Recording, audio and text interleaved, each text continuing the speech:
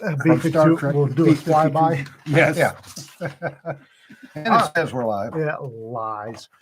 If you'd like to support us, go here. I guess air conditioner today. I don't know. It's Texas.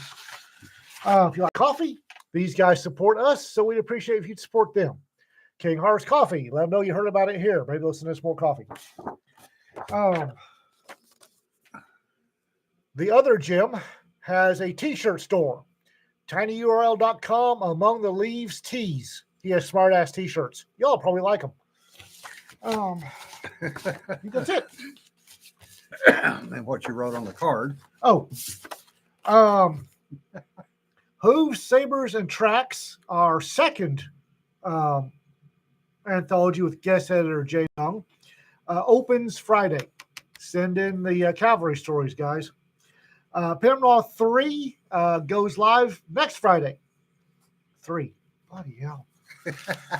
And that should be that. You created a monster. Indeed. I'll take it. I like monsters. Yeah. Did she say something about something coming up Monday? They'll figure it out. Yeah, and we were joined by Sanford today, hiding Sanford's off off-screen. camera. Yeah, Sanford's off screen. Yeah. And I don't know what's going on with YouTube. Don't ask me.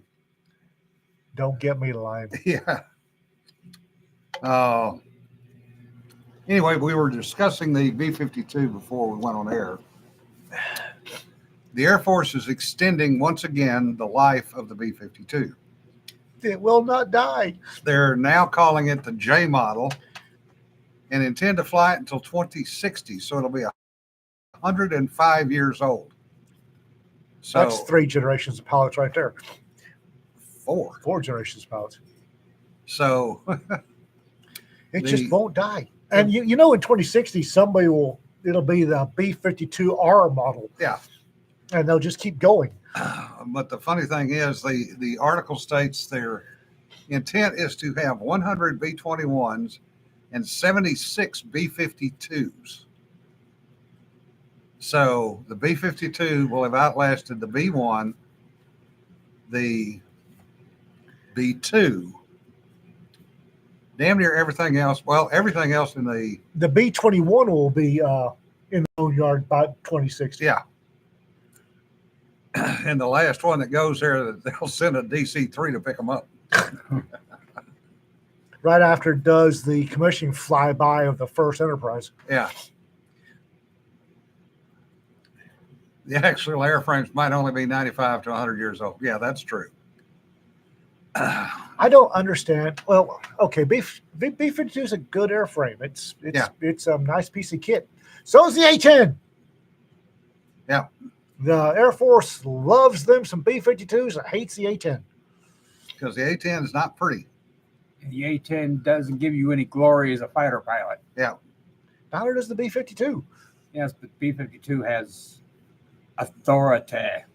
Yes, designed with slide rules and elegant math. Yes.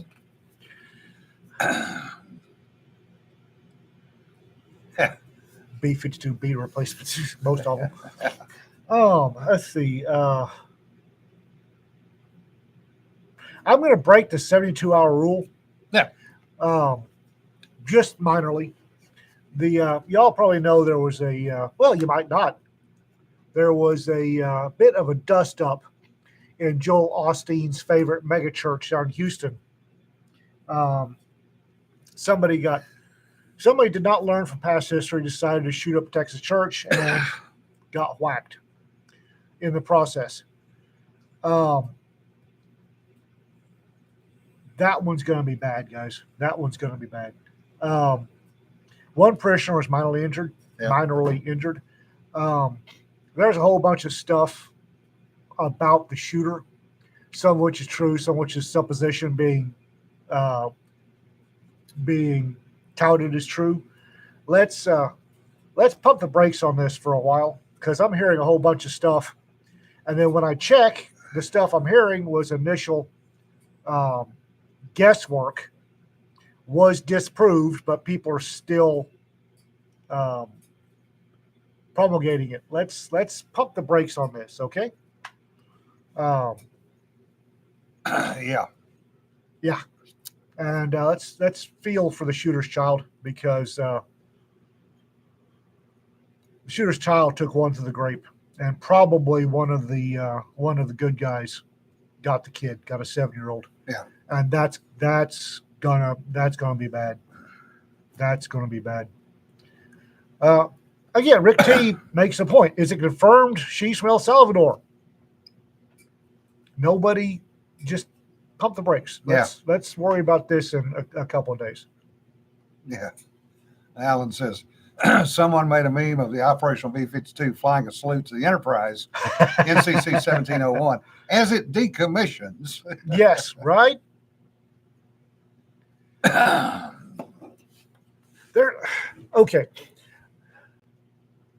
RK says each time USAF proposes to return A-10, Army officer take it. USAF has kittens and keeps it.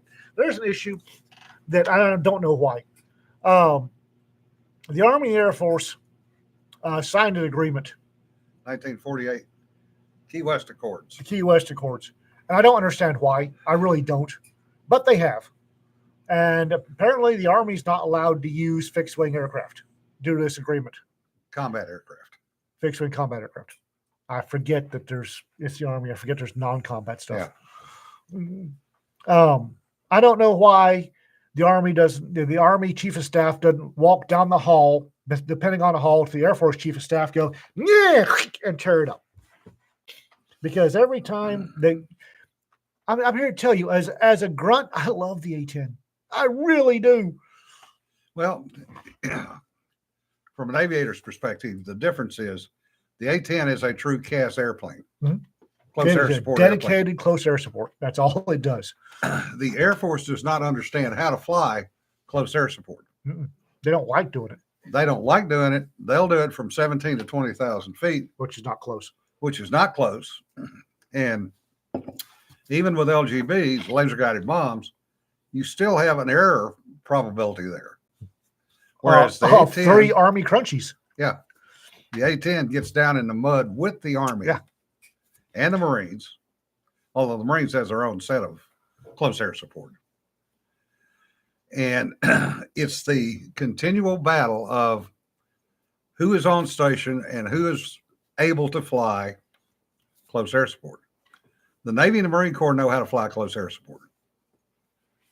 As a friend of mine said during Vietnam, he was very happy when he saw the Marines come in, being a Marine, because he could look the pilot in the eye as he made his firing run, because he was that low. Yeah, the A-10 pilots, dedicated A-10 pilots, are the same way. And that's another thing. Air Force, if you're listening, bring back warrant officers. Yeah, that'll never happen. That'll never happen because copycats for that. no, because there was last week there was some Air Force pilot that really wanted to fly, got turfed out because he wouldn't promote up. Yeah. He wanted to stay flying and he couldn't, so they turfed him out. Bring back your warrant officers. You have people, all they want to do is fly. Yeah. And with the current up or out in all of the military, which is a stupid, there's a rant. The up or out mentality, you must promote or you must get out, is wrecking combat effectiveness. Yeah. There are people that want to fly. That's all they want to do. There They are want people to who fly. want to be career corporals. There are people who want to be career corporals. There are people who want to fly, but forcing them to promote or get out means that sooner or later you don't get to fly anymore. Yep. The Air Force does not know how to handle warrants. They'll And figure as it far out. as up and out, Canadian forces do it right. In Canadian Air Force, you're allowed to turn down promotion if you want to stay in the fleet and fly. I knew one of them, Major John Brisky, turned down Colonel 3 times because he wanted to stay and fly. And he was up over 10,000 hours in P3 or CP-140 Auroras. But his crew, they had been together as a crew for 11 years. It's a good crew. They were shit hot. Yeah. That's Now, it was confusing as hell when you flew with them because you'd be on headset because they all work off headset. And then they had their own code. And they had their own code, and you're sitting there going, what the frick just happened? And everything went. And about half the things they didn't even say because they Yeah. knew what each other was doing. The up or out and the PCS every 2 years has got to stop. Yeah. Um, Well, the Navy tried that. They tried home porting people and did it for a number of years in Japan and in the Med. And it didn't succeed because the people that got there didn't want to leave. So then the people that wanted to go there couldn't. because they're human. They're Yeah. people. People set down roots. That's what people do. Yeah.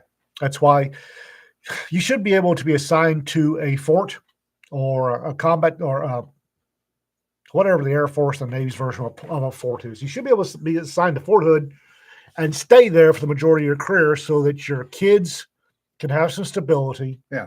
Your wife can have, or your spouse can have some stability. That would make things a lot easier. Or at least make it a regimental system where you're all a member of the same regiment. And if you get transferred from Fort Hood to Germany, the whole regiment goes to with include you. all the dependents.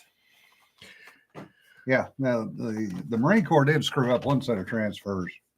Just one. One that I know of, because a friend of mine happened to be in the middle of that one, not by choice. They left to deploy to Westpac out of Beaufort, and they returned to Miramar Okay. 9 months later. How many kids? A bunch of wives and kids had to move themselves Oh, from Beaufort oh. to Miramar. That's one of the things that in the having to move it in the Army, I don't know if it's the same. It's the same as it used to be, having to move every 2 years. It was always the wives, the military wives, Yeah. are always the one that had to handle it because you were perfed off your new duty station. Yeah. Or running around like a chicken, your head cut off, trying to figure things out. And families, the dependents had to move on their own. Yeah. But Tom Rogamy, who has not quite fond memories of Killeen, states 20 years in Killeen, why do you hate your family? If the majority of military families in Killeen had been there for 20 years, it'd be a different town.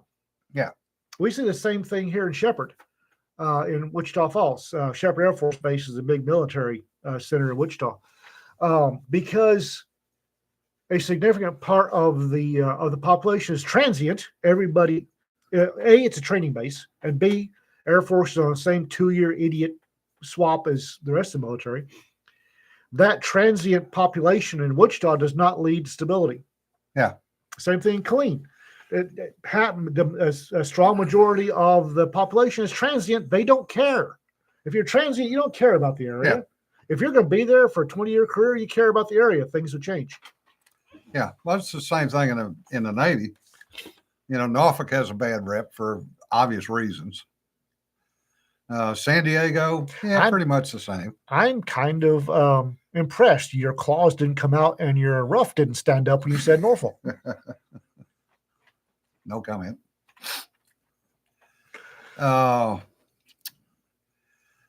Yeah, as Greg says, eldest son turned down 07 so he could stay in Colorado. A friend of mine did that. He stayed in 06. He was a Mustang. Went from E2 to 06. And he stayed in Hawaii and went to 40, turned down promotion so his kids could finish high school. And then as soon as the kids got finished high school, he retired and they came back stateside. Rick T. So dependents had PCS alone. That's because when you change duty stations, you have to go figure out everything.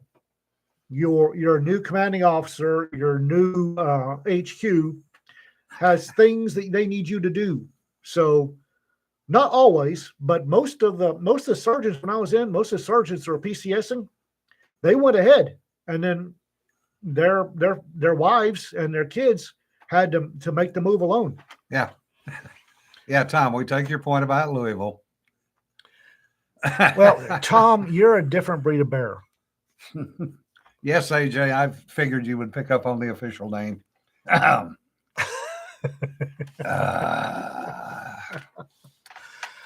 Oh, yeah, this is spitting down. Yeah, he does that. Yeah. You mention Virginia Beach or Norfolk, and he. Yeah. I mean, we all know we get shit on in the military, okay? It's just Norfolk makes a special point of that with transient Navy people. And boy, he took it personally. You damn right I did. I pissed on the sign that said sailors and dogs keep off the grass at the courthouse in 1971. Shot at and missed, shoot at and hit. Yeah, pretty much. Oh, look, the unofficial Army motto. Yeah. Yeah. RK makes a good point too.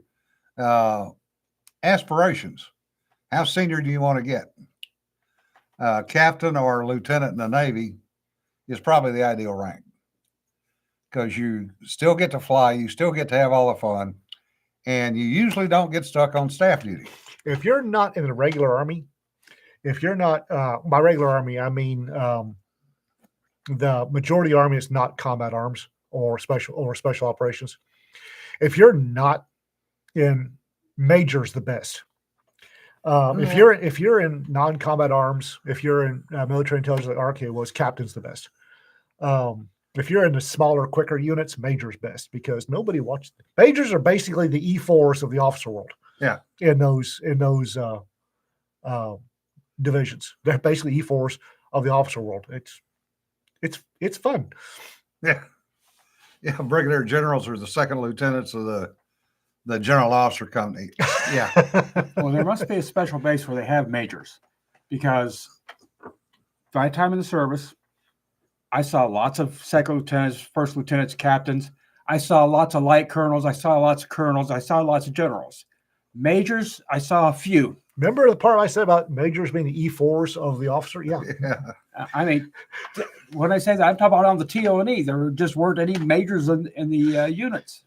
Yeah, we had a patch in the Navy called JOPA, Junior Officer Protective Association, because as soon as you got new lieutenant commanders in the outfit, they would try to put their imprint on what was going on. Things have been running smoothly for a long time. Here comes a brand new 04. I'm going to fix everything. No, go sit in the fucking corner. We'll handle it. Just like we've done it before. Majors run ODBs in special forces. Yeah. In special operations, they run the next level up from ODAs. They run ODBs, and they have a lot of fun. They really do. Yeah. Majors get stuffed into shops and not seen on normal TO&E. Yeah. That's been my experience. Majors are sleeping in the broom closet. Actually, I'm not saying, but I'm saying yes. I won't say that the majors do what in Jim's world is done by the maintainers. Yeah. But if there's a still around, I've got a feeling the major knows about it. Doug Irvin, ODB. Okay. How in depth do I need to get about this? All right. Your standard 12-man special forces group is an ODA, Operational Detachment A. Next level up, 3 to 4 ODAs are commanded by an ODB, Operational Detachment Bravo. Your ODAs, your commanding officer, your 12-man ODA, your commanding officer is a captain. Your XO is a warrant officer. Your ODB, your commanding officer is a major. Your XO is a captain with a whole bunch of warrant officers offering advice. Yeah. I hope that Warrant officers directing what the captain and the major are going offering advice. And that's all it is. Have you ever been on the receiving end of a warrant officer's advice? Yes. Yes. Yeah. And it was, Advice my dying ass. and it's looking up through a haze of pain and having the chief warrant officer with his coffee cup going, next time you'll do it the way I said. Yeah. I loved warrant officers in the Army. Mhm. They actually knew what they were doing. Oh, yeah. Same thing for warrants in the Navy. And the Air Force does not know how to handle a Navy warrant. we went through flight training at Mather Air Force Base, and Jimmy Seegers was one of my classmates. And Jimmy was a Navy W-3. So he's been in well over 20 years. Gray haired. You know, and he's not pudgy, but he's not in perfect shape. He's a warrant officer, He's a warrant officer.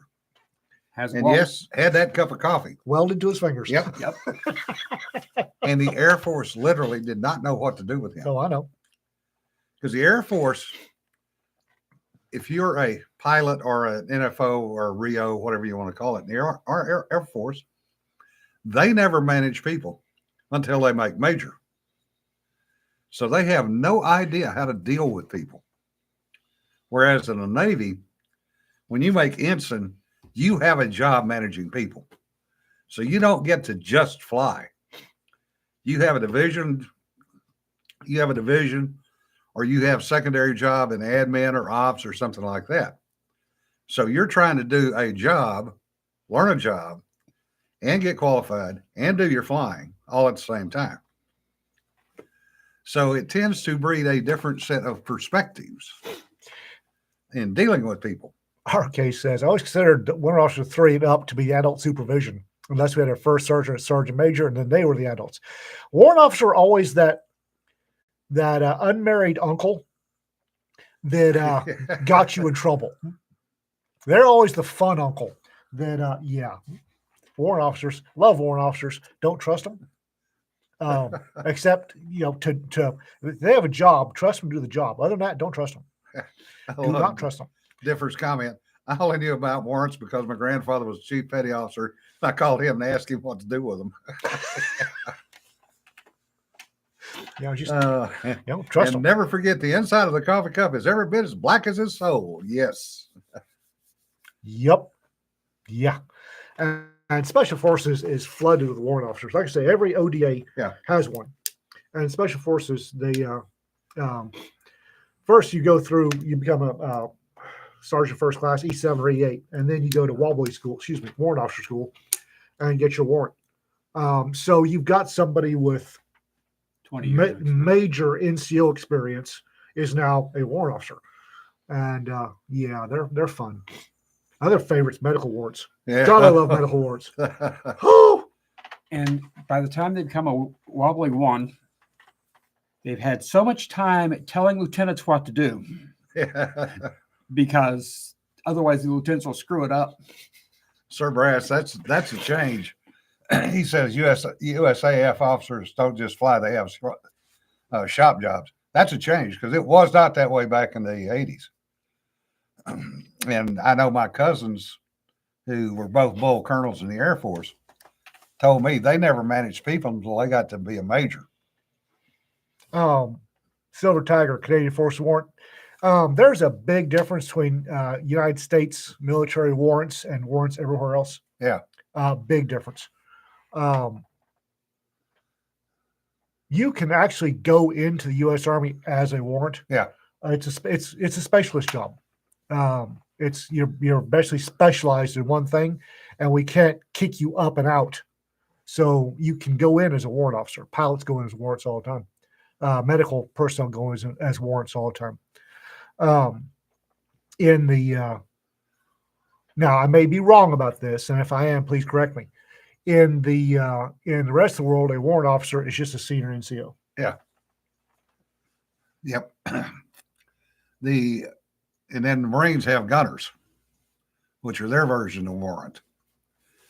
And if you think a sergeant major in the Marine Corps is bad, you do not want to cross paths with a gunner in the Marines. Pilots and maintenance in the Transportation Corps. Yeah, that's very possible. Yeah, Casey could definitely add some commentary from the She aviation was Air side. Force, though, right? Huh? She's Air Force, right? I think Casey was Army. She flew She was an choppers Army major. Okay. because if she was Air Force, she wouldn't have been allowed to fly a chopper. Yeah. No, Air Force has choppers. Very few. They have Jolly Greens. Yeah. No, she was. I don't know if she was Army or Air Force. I really don't. I know she was military. Oh, she was Air Force. Okay. That used to be a trivia question. Which Yeah. branch of the service has the most aircraft? Army. Yeah, it's the Army. Yeah, the helicopters. We have every helicopter. We got a shit ton of helicopters. Which branch of service has the most boats? Army. Navy. No, Army. Army. Our Army boats, does boats. with boats. Yeah, Yeah. not ships. Which That's the trick question. yeah, which branch of service conducted the largest amphibious operation in history? Army. Army. Yeah. I used to set off fights in Marine bars with that particular question. Oh yeah. Well, the classic was first Gulf War when Larry was over there planning the Marine amphibious landing, and Schwarzkopf had a hissy fit and refused to allow the Marines to participate Why? Army doesn't practice amphib anymore. because Schwarzkopf hated Yeah, he's the an Navy and the Marine He's an Corps that idiot. much. General Schwarzkopf was a fucking idiot. So at one point, there were 3 Marines stuck in Kuwait City they forgot about. Yeah. And the guys finally got on the radio and said, "Can somebody come get us? We've been sitting here for a week. We're out of food. We've raided every apartment we can get into in this apartment complex, and there's nothing left to eat or drink. Can we please get out of here?" And the Marine Corps went, "Oops." Well, I can't say that is an off experience, because I'm willing to bet everybody who's been in any branch of the military on this channel right now can tell stories about the time that their unit went off and left them behind. Oh yeah. Gate guards get left behind all the damn time. Yeah. Ammo guard. Yeah. Ammo guard's another one. Yeah.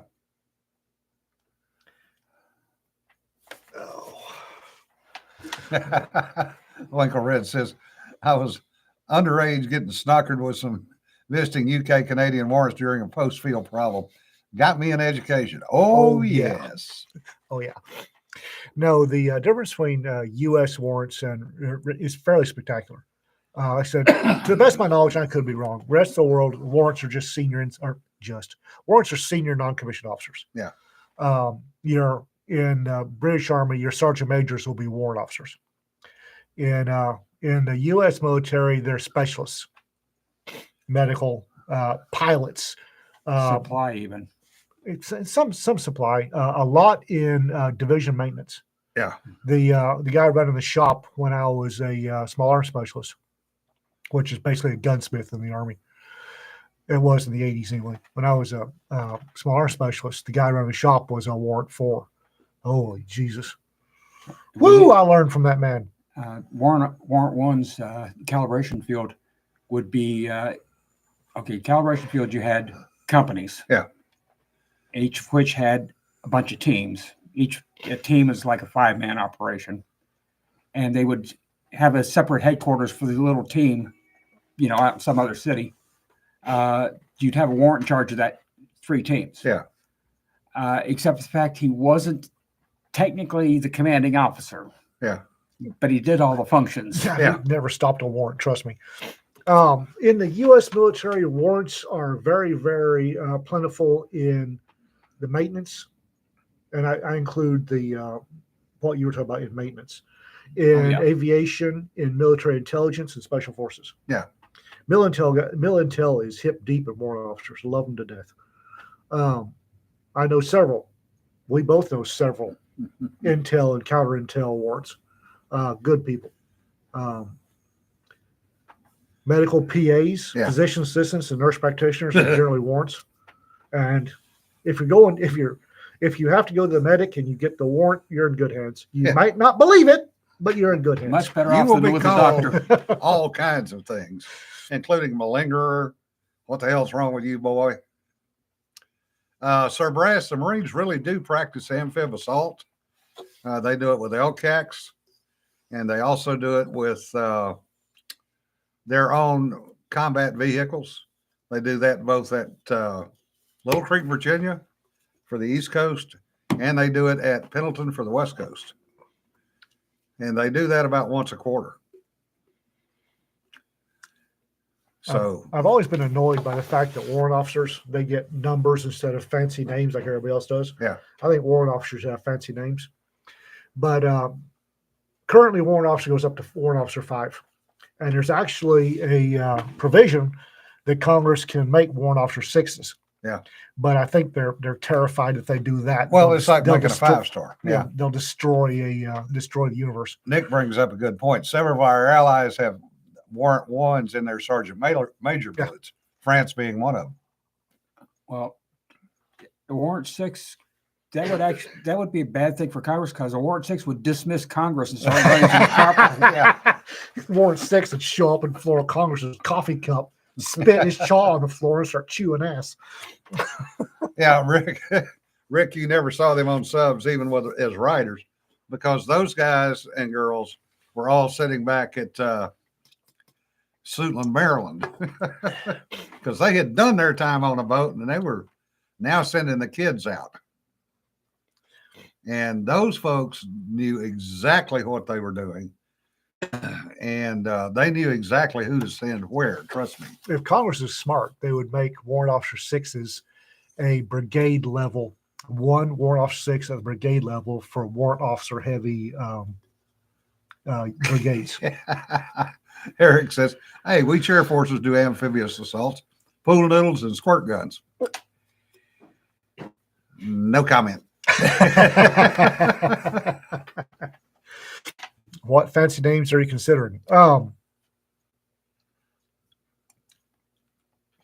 1, warrant 2, command warrant or chief warrant, staff warrant, master warrant, and command warrant. Well, there are in the Navy, they're called chief warrant officers. So. Yeah, Army too. They're all except Wobbly 1 is just a warrant officer. You got WO1, then CWO2, CWO3, CWO4, CWO5. Now, Wobbly 1 is just a warrant, a warrant, but they're all called chief. Warrant officer, Class 8 Air Force. And I What? don't think so, differ. What? Class 8? Yeah, somebody stolen valor. That's somebody who doesn't know what the hell a warrant officer is. Speaking of, Winkler's been in medical hands Yes. for a peek and scrape. So if y'all could say nice things to him, he'd probably appreciate it. Yeah, just don't make him laugh. Challenge accepted. Warrant officer 6, God's advisor. Yeah. Well, there really needs to be somebody that the warrant officers, there needs to be a chain the warrant officers can run their bitches up to.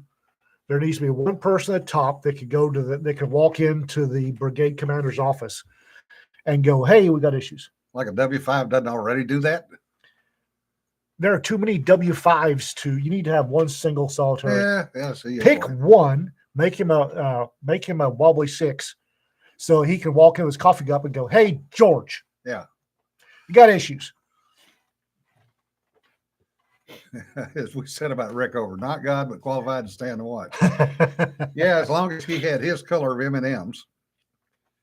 Yeah, CW5 does. The trouble is there's like 3 of them brigade level or 5 of them brigade level. You need to have one single point of contact. Doesn't even have to be a warrant 6. It needs to be a position rather than a rank. Yeah. You can do that too. Just go to chief warrant of the brigade, which is a CW5, but it's the slot is chief warrant of the brigade. Yeah.